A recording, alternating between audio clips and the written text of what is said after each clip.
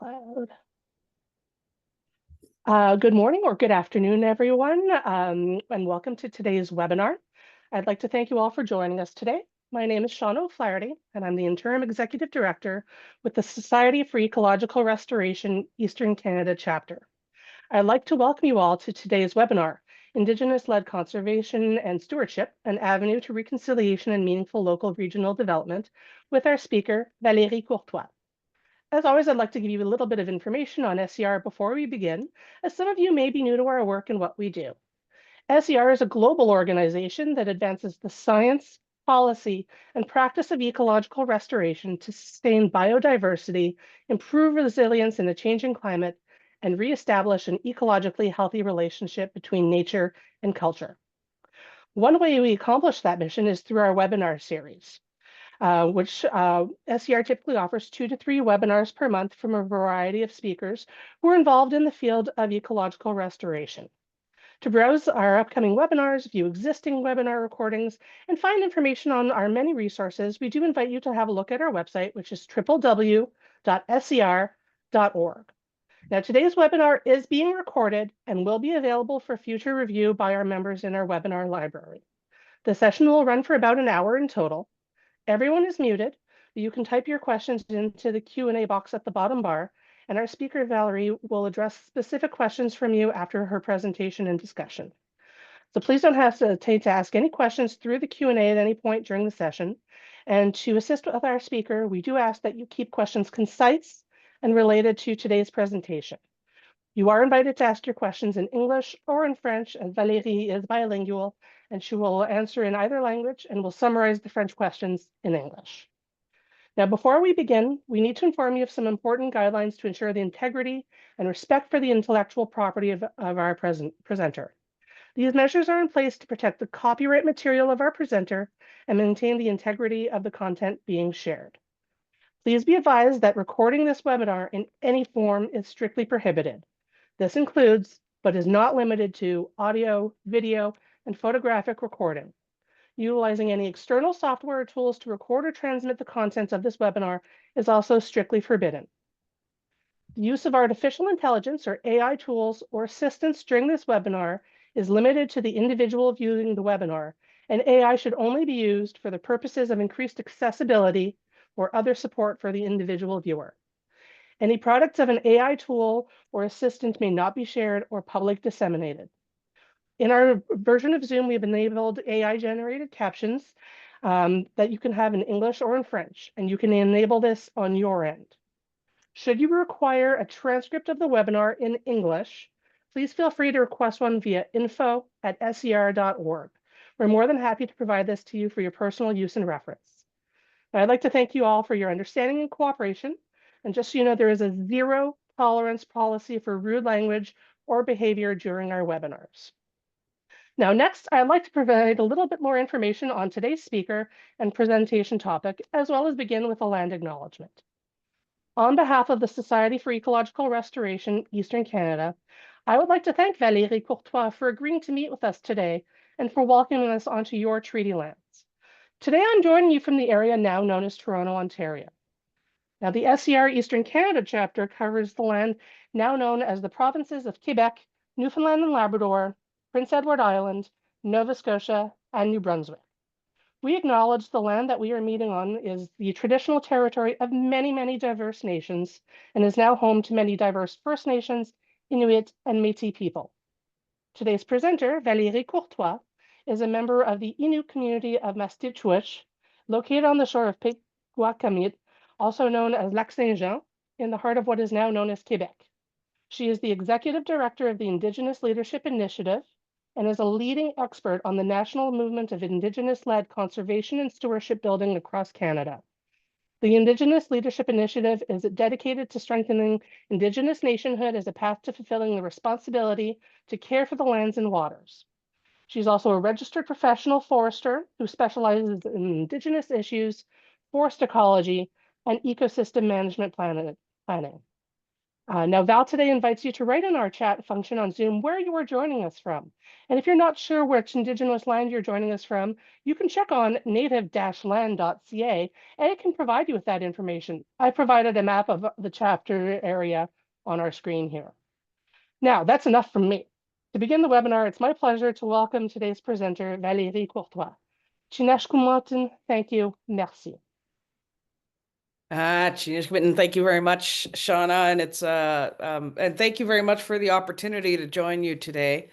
As Shauna mentioned, I'm joining you from my home in what is now known as Happy Valley Goose Bay, Labrador. But in Innu we call this Ndesinan, which literally translates to the land of the people. And so I'm on the far eastern edge of what is the Innu traditional territory.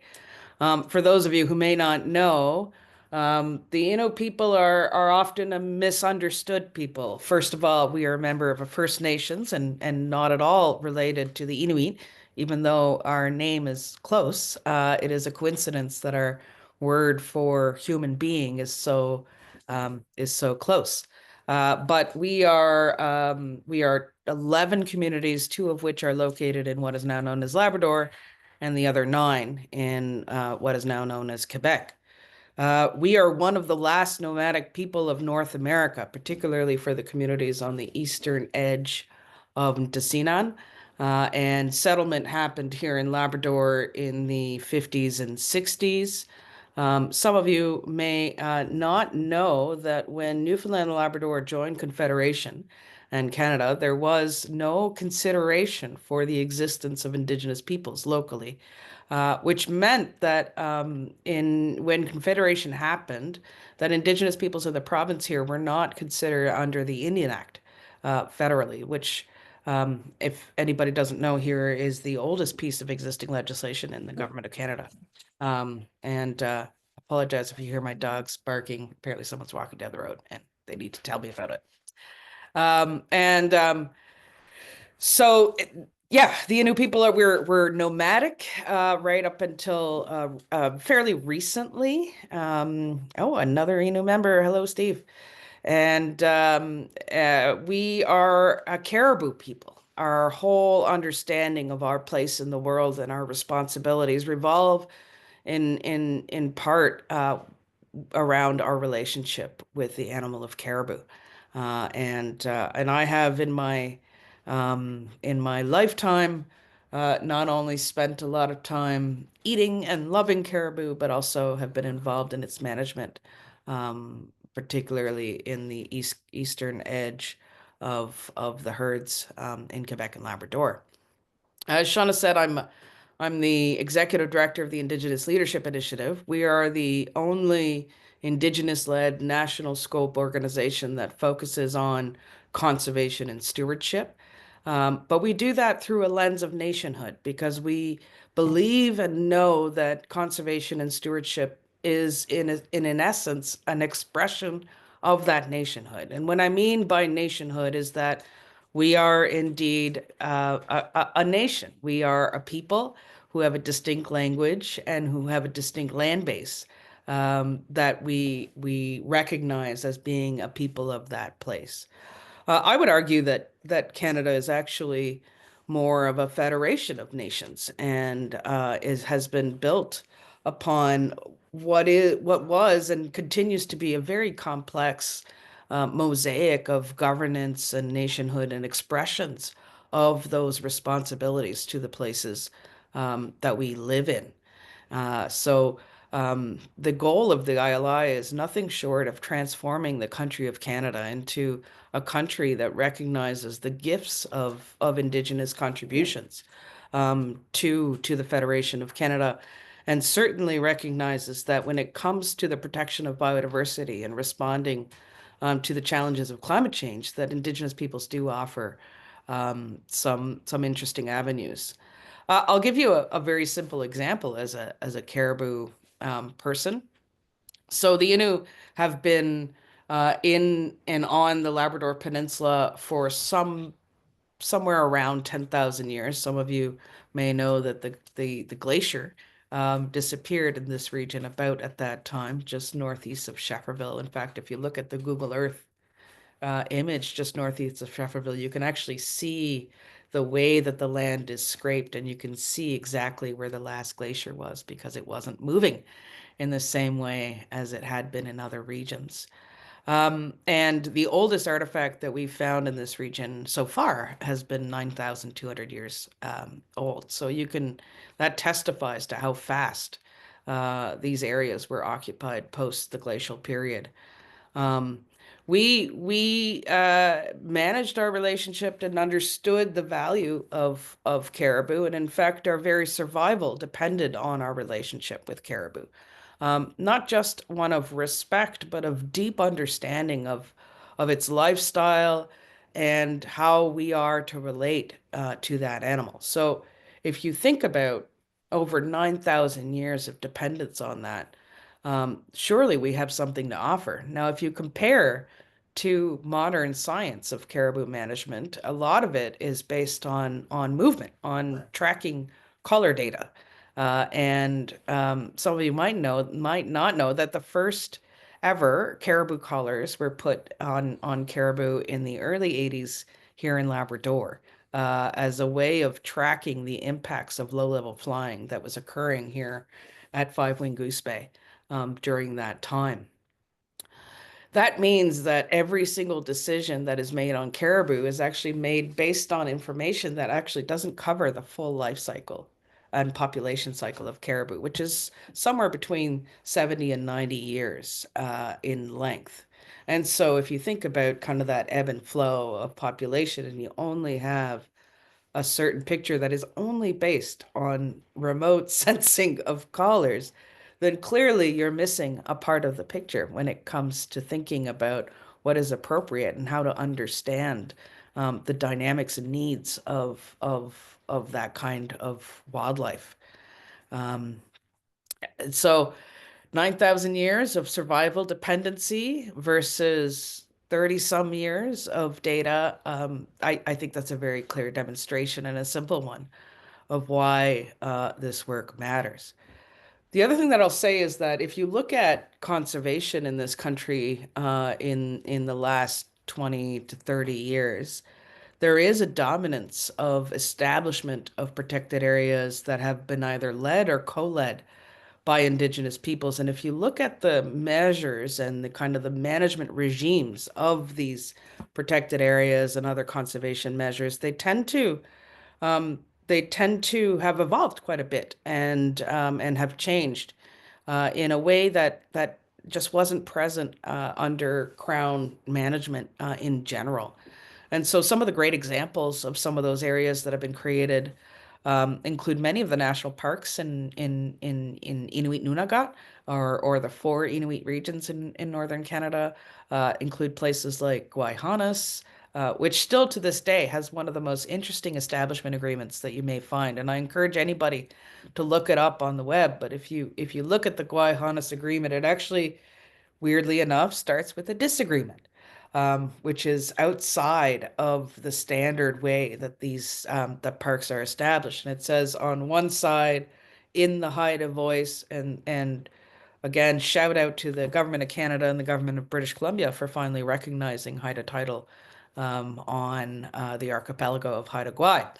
And so on the agreement, it says the Haida Nation has the responsibility derived from the creator, and it kind of goes on about the basis for Haida jurisdiction and responsibility for those areas. On the other side of the page, you've got the kind of standard Crown language that says we, the government of Canada, through our, blah blah blah legislation, are expressing our desires to establish it. And then the rest of the agreement is on what the Haida and Canada agree upon.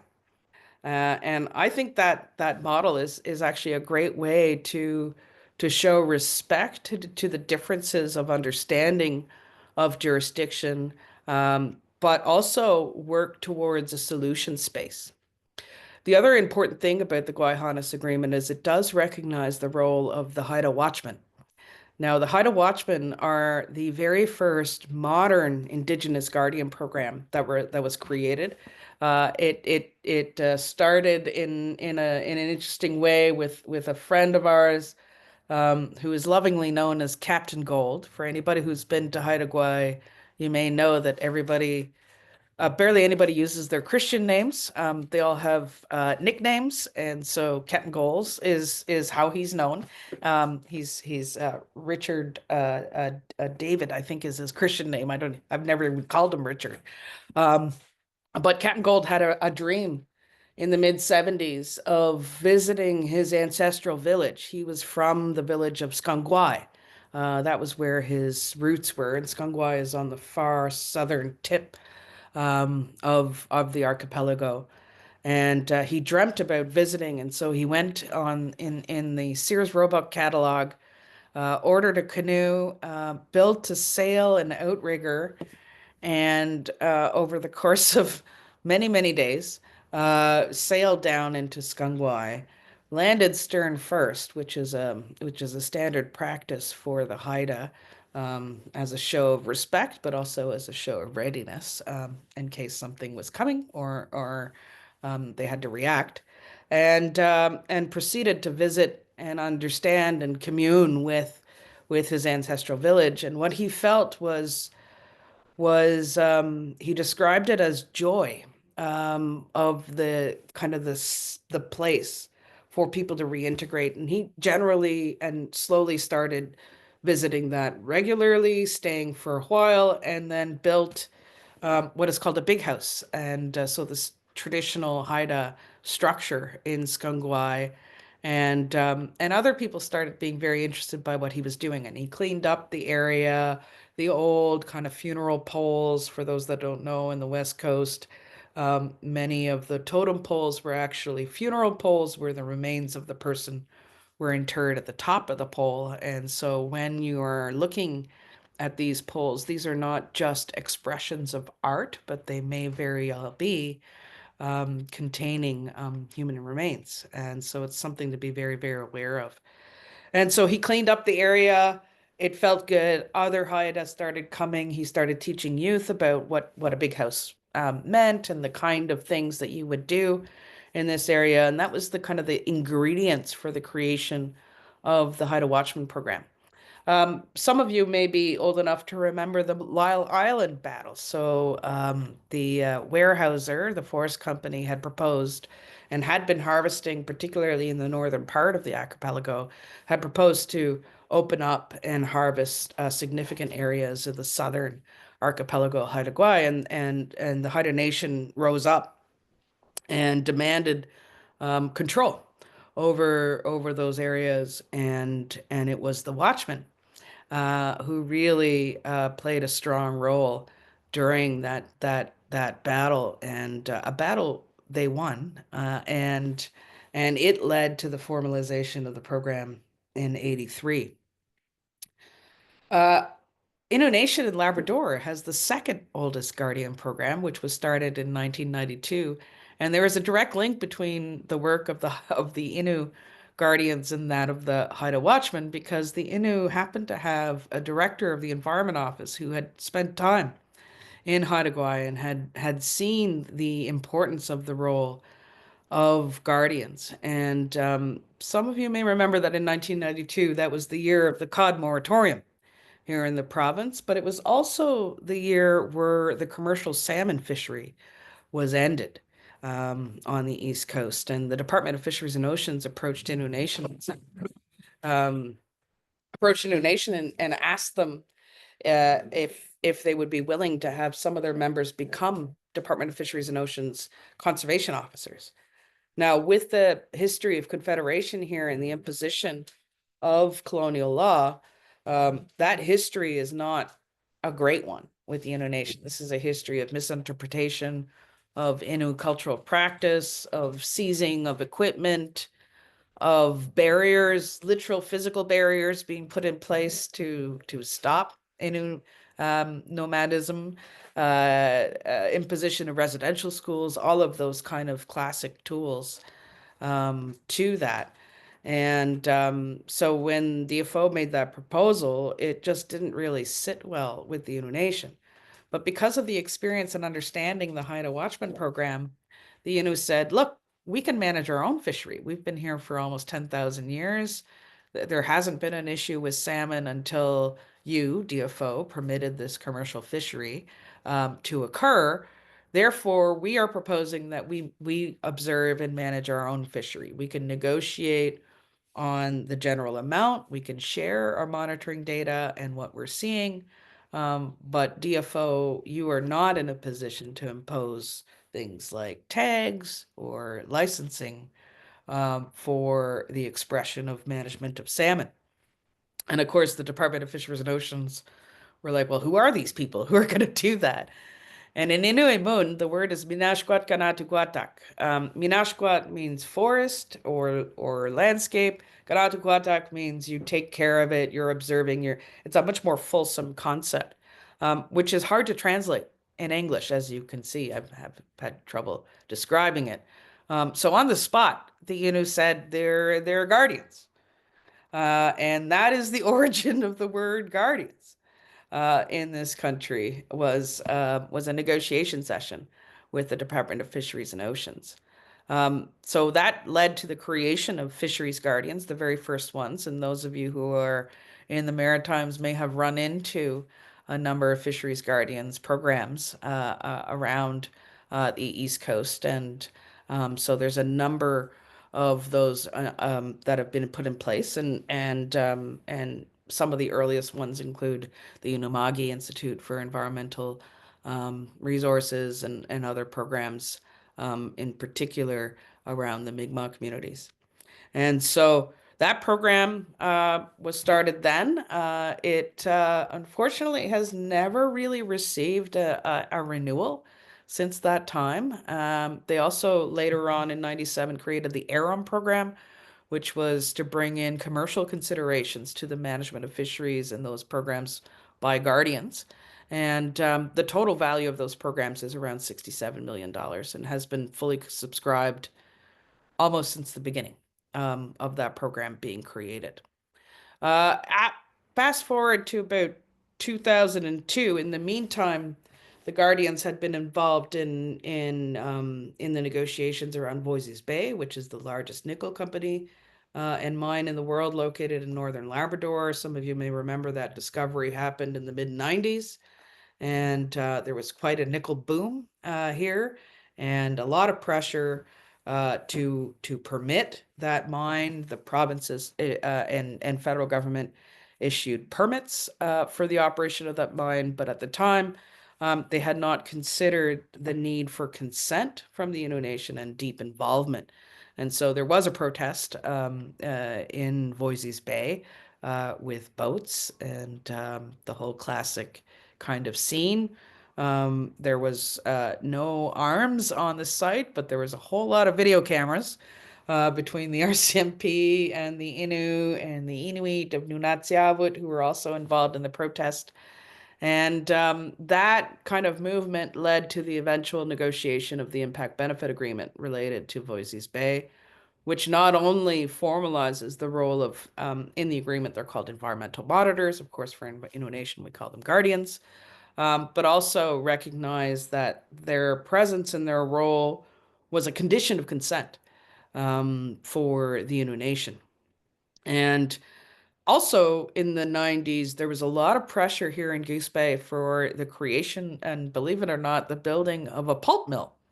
The Abitibi Bowater Company at the time had put a lot of pressure, and there had been a lot of observation of the potential of timber here in central Labrador. Even though we're quite far north, we're on the 53rd parallel, we are in a bit of a microclimate here in the Mistishipu Valley, also known as the Churchill River. And so there is quite a lot of forestry potential here. Now, the Innu weren't interested in a pulp mill for all the classic reasons that you can imagine, and weren't interested in having just a bunch of people kind of running around the bush cutting it down, not because of a figurative fear, but actually because of experience. In the 70s, there had been a forest company called the Labrador Linerboard Company, that had been founded by an unscrupulous friend of the former premier of the province, Joey Smallwood, and who had harvested about 300,000 cubic meters of wood in an area where today the annual allowable cut of that same area is about 50,000 cubic meters. So you can imagine the impact of that. And it was a lot of Newfoundlanders with chainsaws that kind of like spread around the mountains and cut everything. Well, the Labrador Linerboard Company, unfortunately, the owner fled um, to the Caribbean with a lot of the company's resources, and so all those workers were left, and they literally dropped their chainsaws in the bush and walked out. And many of them got on a boat and went back to Newfoundland after that. And when I arrived so that kind of failure of the company was in the late 70s, early 80s. When I arrived in Labrador in 2002, there was still almost 200,000 cubic meters of just piled wood that was rotting in the forest. And when I flew over by helicopter for inventory reasons and planning reasons, you could still see those giant piles of wood. Um, the interesting thing is that locally, when people walked off, of course, people knew that there was a significant amount of wood cut, and there was interest locally to access that wood.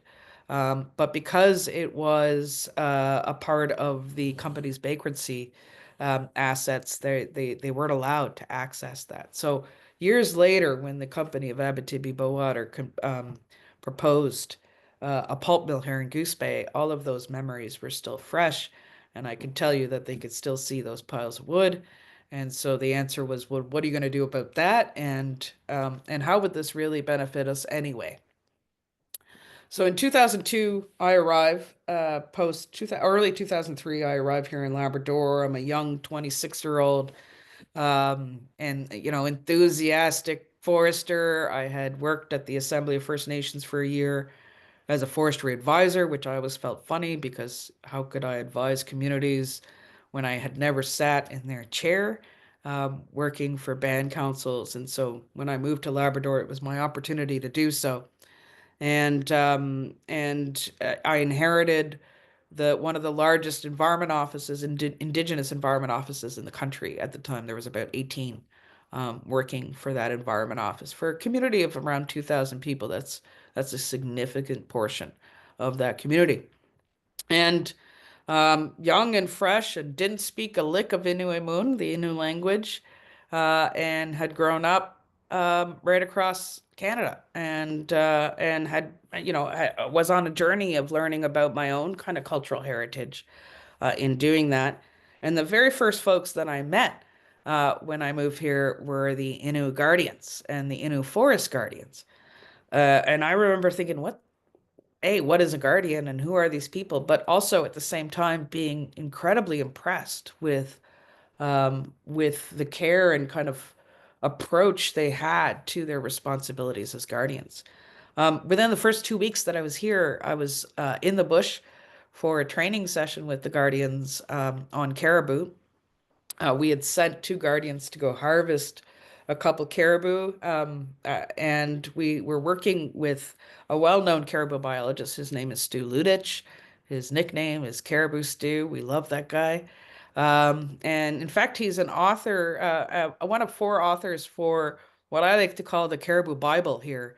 And it's called The Return of Caribou to Ungava for anybody who wants to see it. It's got some great content, and Stu was a part of authoring that book. And Stu came up, and the very first training session that we did was to show the Innu concept of care once an animal is harvested. And at the same time, Stu dissected the caribou to show the approach of Western science in analyzing the health of that same animal, all being done in the bush at an Innu camp. Unfortunately, Stu happened to cut his hand while he was doing that, and he had to be hospitalized for about a month due to an infection that he caught following that training session. Important information for anybody who butchers animals.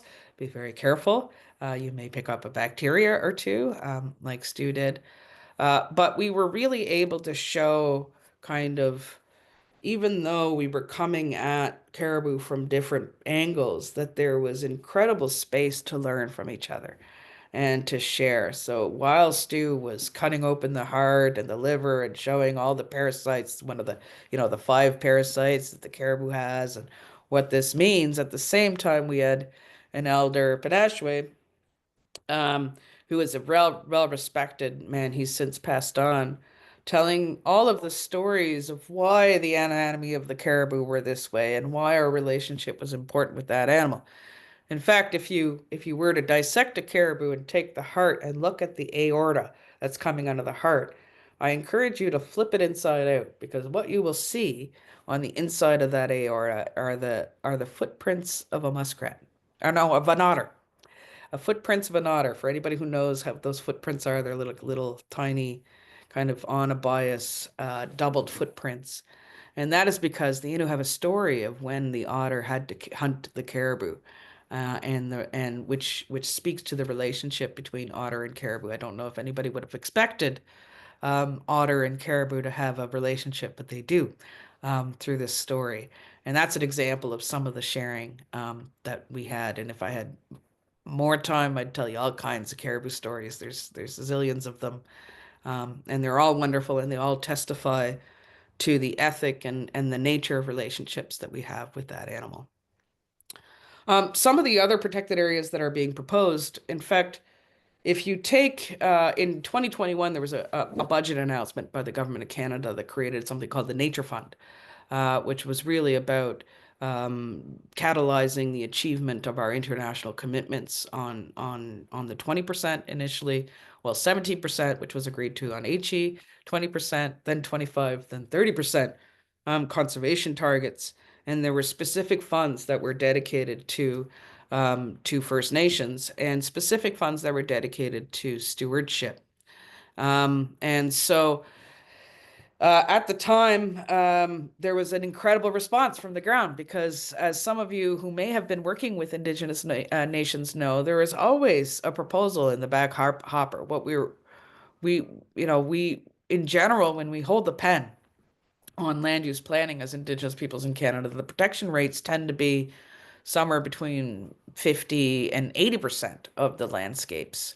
And so we were, Indigenous peoples were quite ready for that call for proposals. There was just over 40 projects that were supported at the time. And if you look at the proposals, that means that there's more than 500,000,000 square kilometers currently in funded protected area proposals across the country. What does that look like? It looks like the Seal River Watershed Alliance, which is proposing an area of 50,000 square kilometers in northern Manitoba, the equivalent of the size of the country of Costa Rica, to be protected. It's the last remaining intact river that hasn't been affected by hydro development in that region. It also has the distinction of having five of the major big animals in their area. So polar bear, grizzlies, black bears, caribou, moose, all of the classic kind of northern animals that we think of. There's even been muskox. And it's also one of the most important birthing and calving areas for the beluga whale. The mouth of the seal is quite a productive region within Hudson Bay. And so, that's not just important for biodiversity reasons, but it's very important for cultural reasons. There are four communities that are involved in that proposal, two Dene communities and two Cree communities, actually three Dene and one Cree community. And if you think about kind of the heart of the Seal River, then that is in the Say-Sedene territory, also known as Taduli Lake. Now, the Say-Sedene have suffered incredibly under colonialism, and in the I believe it was in the late 60s. Don't quote me on that. I know the resolution was in the 70s, but they were accused of over harvesting caribou. What had happened is they had a practice of keeping caribou on the side of a lake that would get frozen in during the winter, and that would serve as their freezer for a long time. Well, a reporter happened to see the mound of caribou bodies frozen into the ice and interpreted that as waste. and reported that to the government of Manitoba. And as a result, the government of Manitoba moved the Saisei Dene from the land, from an a very deep connection to that area, to a slum in Churchill, Manitoba, and then ended up creating a village called Dene Village, which was also a slum. And you can imagine the social ills that emerged out of that experience. In fact, they were so major that the elders, a number of years later, decided to send 4 scouts to look and see if they could reintegrate the land at a place that they knew well, which is today's Tadoule Lake. And then the rest of the community literally walked home from Churchill and flew home in flip planes on skis, and that is the origin of the community of Tadoule Lake. Um, Upon their arrival, they were really um, wanting to reintegrate the practices, etc. And so the Seal River has always been an important landscape to them. This will be important also for climate reasons. The Seal River watershed stores about and has about 27 years equivalent, the equivalent of 27 years of Canada's total emissions stored in that area in its very deep and cold soils. And and so it will be it and is of global significance. You might have seen that last year the government of Manitoba, in fact, it was one of the first things that the newly elected Premier Wab Kinew did, was they announced a feasibility study with the government of Canada on that protected area, and we're hotly anticipating the results of that feasibility studies to see that area go through. Another great example of protected areas that are being planned is the Dene-Kakusan region. And so this is being led by the Casca in northern British Columbia. Their proposed protected area, which sandwiches very well with the Mashteutiatsh area that was announced in the early 2000s, is 40,000 square kilometers in size, or about the size of Switzerland. And there are a number of other areas here in Labrador. The Innu Nation, in addition to, of course, the Mealy Mountains National Park, which was announced a number of years ago, have proposed a series of other connected protected areas, including protecting the Eagle River watershed, the Eagle River being one of the most productive remaining healthy salmon rivers on the eastern seaboard. And I have had the privilege and joy of fly fishing salmon on the Eagle River, and I can tell you it is a life's experience. So to see that region protected would be hugely beneficial. There are not a number of other initiatives across all nations that are working on these protected area proposals. The ILI's goal is really that every single First Nation that wants an Indigenous protected area and to have a decision-making power over the land use planning over the traditional territory should be able to do that, and that Canada would be a better place for it.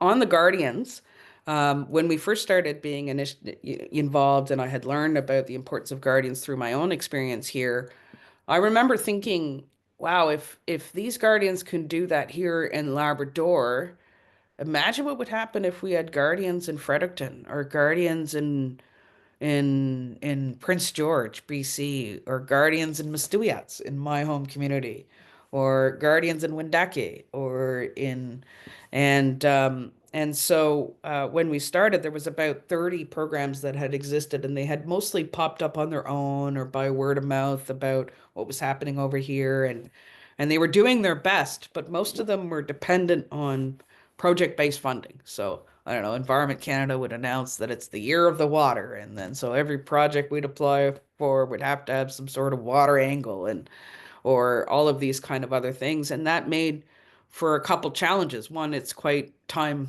intensive to fill out those Environment Canada proposals, and you can guarantee that I sat for weeks on their online form, particularly when we only had dial-up internet in Shehaji that kept cutting out. And so what normally should have taken, a half hour to fill out. It used to take me 2 weeks to do just because the thing wouldn't save and all of these kind of technical realities of applying online. And so I ended up spending 80% of my time as the coordinator and manager of the office filling out these applications to make sure that my staff would remain employed over time. My time would have been better spent thinking through the whole program and how this better enables our relationship with leadership and their decision-making process, how guardians can collaborate with other partners, etc. And so we started a national lobby effort, which led to the investments that we know now. In 2017, there was $25 million that were invested by Environment and Climate Change Canada under Catherine McKenna at the time. And that allowed us to create a pilot and to start to design the process by which we would not be just another program within Environment and Climate Change Canada, but in fact that all decision making would be done by Indigenous peoples. This was important not only for reconciliation reasons, but also because we had a great interest in ensuring the efficiency of these investments, that there would be significant return on that investment, because it meant our folks being employed. It meant guardians have a purpose in the community. It also meant that they were doing things like bringing back language practices or other cultural practices. It also had interesting social impacts like reducing suicide rates or reducing the rates of violence against women in the community. Because of course, if people are working, they're not consuming, they're not violent, all of those kind of classic things. And so as we were pushing for this not to be a program, we imagined the creation of the National Indigenous Guardians Network. And in 2021, there was another injection of funds by the federal government of $173 million for Guardians through Environment and Climate Change Canada and $166 million for the establishment of Indigenous protected and conserved areas, which really allowed for that movement to boom. The national network itself was co-announced by myself and Minister Guilbeault at COP15 in Montreal, and since that time has flourished as a network. It is the first in the world, by the way, that there is a national Indigenous Guardians Network here in Canada. There's nothing like it anywhere else. There are certainly guardians in other regions. Some of you may know about the Australian Rangers, some of the guardians in the Amazon. There's a film out that shows some of their work, etc. But here in Canada, we're doing that managed through the network. A kind of a tangible examples of the benefit of that process. When guardians used to apply through Environment Canada and through their process, it used to take anywhere between, at the quickest, 8 and 10 months before, from the time that you applied to the closing of the application, the evaluation process, the negotiation of the contribution agreement before money hit your accounts. Yeah, if it hit within 8 to 10 months, you were good. Well, the Guardians Network was able to get $27 million out the door in 6 weeks for 80 programs, just to show you the value of that approach. The other thing that's great about the network is that they take on the responsibility of accountability to the Government of Canada, and the individual programs therefore can do what they're great at, which is to be guardians as opposed to being deep administrators. And so that's a real success story. And today we have more than 200 programs in First Nations. We have a number of Inuit programs right across Inuit Nunagat and countless Métis programs that exist now. And our goal at the ILI is that every single First Nation that wants a Guardian program should be able to be supported into the future to do that. Now, we're not expecting the federal government to pay for the full value of the program. What we ask the federal government to do is to pay for the core capacity of the program, upon which then First Nations can partner with other institutions and other organizations and other initiatives. These partnership opportunities include development projects like mining projects, like I mentioned with Voisey's Bay, but it can also include research collaborations or collaborations with professional associations and other opportunities to advance that. And there's a certain efficiency in working with guardians cost-wise. And there's a really great report that was produced by Ecoplan on behalf of coastal First Nations that show that the return on investment and the frequency of work by the guardians is has a deep monetary value. For some of the indicators, it was a 20 to 1 return on investment, which is unheard of for government programming. And so yeah, this is something that I'm hopeful to see more of. I think more guardians on the lands means more folks that you can meet with and interact with and create relationships with and partner with, and in the end, they may very well be the very agents of reconciliation that this country needs to see itself into the future. So with that, Shauna, I know I threw a lot of information and a lot of stories at the audience, but yeah, I'm available and willing to take questions and comments. Thank you so much. So I'd love to have people ask questions and engage with all of this really interesting information that you've provided with us today. We've already got one coming in through the chat here from Fendi Després. Fendi wants to know, what kinds of stewardship activities do the Guardians perform? That's a great question. It really depends on the nations themselves and what they see as the vocation and mandate of those guardians. If I'll take the Innu Nation Guardian program here that I know well, there are fisheries guardians, there are Voisey's Bay environmental monitors, there are forestry guardians, there are guardians that were involved in the development of the Muskrat Falls project. There are military surveillance guardians, there are cultural guardians who do things like archaeological projects. Basically, anything that has a potential of either affecting rights and title or augmenting them are within the scope of work of the environmental guardians. In some cases, it may be particular partnerships with forest companies, for example, during inventory work or other kind of on the ground work. We've also seen collaborative research projects, and so some of you may remember the pandemic, and that some of our borders had been closed. And so, if you take the Northwest Territories, for example, they created a very hard border, and so there were some researchers that couldn't go into the territories to finish their research initiatives and get the data that they needed for their publications. And guess who got it? It was the Guardians in the Detroit region and other who partnered with those research initiatives to make sure that that data wasn't lost and that those projects could continue. So I could go on and on about examples, but as many guardians there are, I would say there are almost as many kind of mandates for the kind of work that they do. Thank you so much. We don't have other questions that have come in just yet. Oh, nope, we got one from Melanie Randolph.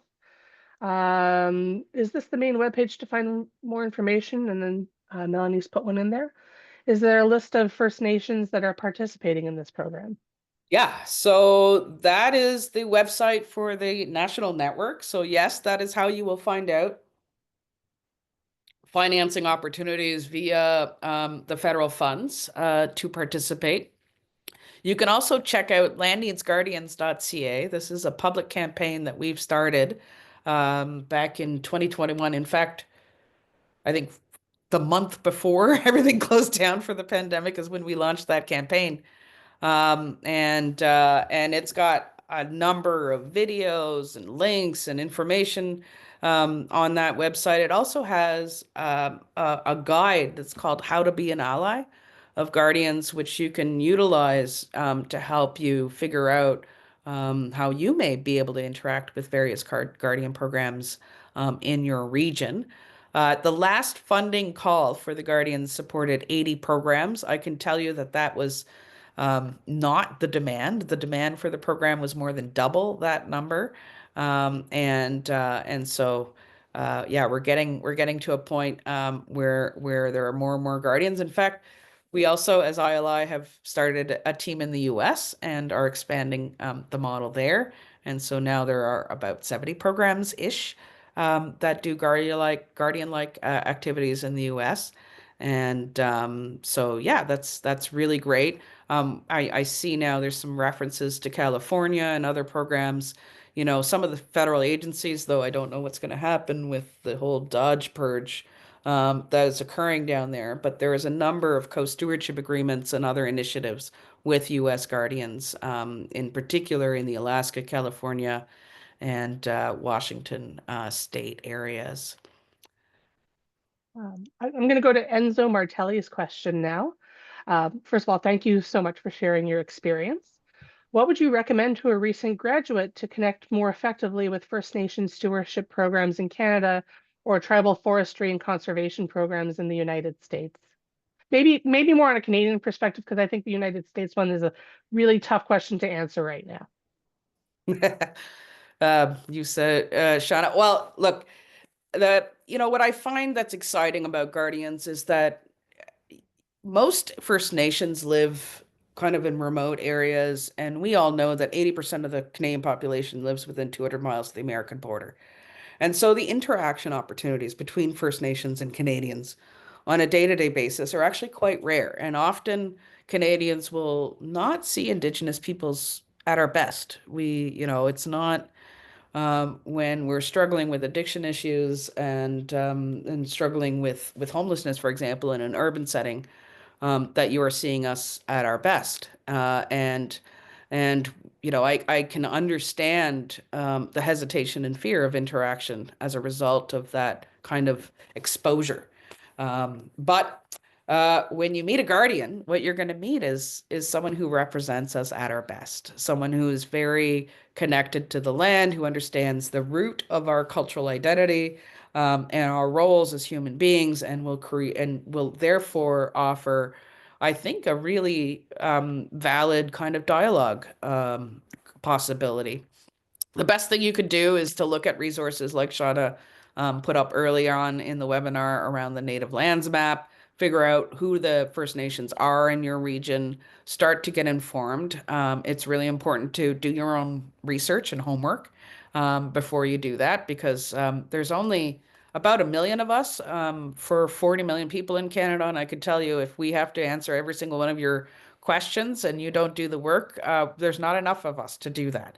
And so it's really important that you do your own research. But then once you've done that, to reach out and to be somewhat persistent in that reach out. I get hundreds of demands for my time, and the old adage of the squeaky wheel gets the grease is very true in this. It's part of how we triage all of those demands. Is this person really serious about creating a relationship here? And then the last thing I'll say is, don't expect that relationship to happen in your environment or your terms. If you really want to kind of show and commit to that relationship, go to the res. Meet people on the land and see them in environments. I can guarantee that will result in a much more deeper dialogue and more meaningful relationship. Well, that segue is really nice, since the next question that came in from Samantha Applin in terms of meeting and reaching out. Samantha wants to know, can companies use the landsmeetguardians.ca website to reach out to partner with Guardians? Probably not. We don't really have contact information for the various Guardian programs on our website. The Land Needs Guardians website is really meant to be kind of a conduit to demonstrate support for the movement. It's also where our storyteller program kind of gets expressed. So all of the videos and stories that you see on the Land Needs Guardians website, the vast majority of them are produced by Guardians themselves in this work. Thank you for the link. The most important part of that campaign, though, is to have folks like yourself sign up and express your support for the movement of Guardians. Because when I'm in Ottawa lobbying, I may meet, if you think about this reality of how the country is structured and where the ridings are, majority in the south of the country, it's happened that I've met members of parliament who said, am I writing Indigenous? It's not really a thing, and I barely hear the word environment, and I get closed doors, and no opportunity to meet in those instances. But you'll notice that we ask for your postal code when you sign on. That is so that I know what riding you are.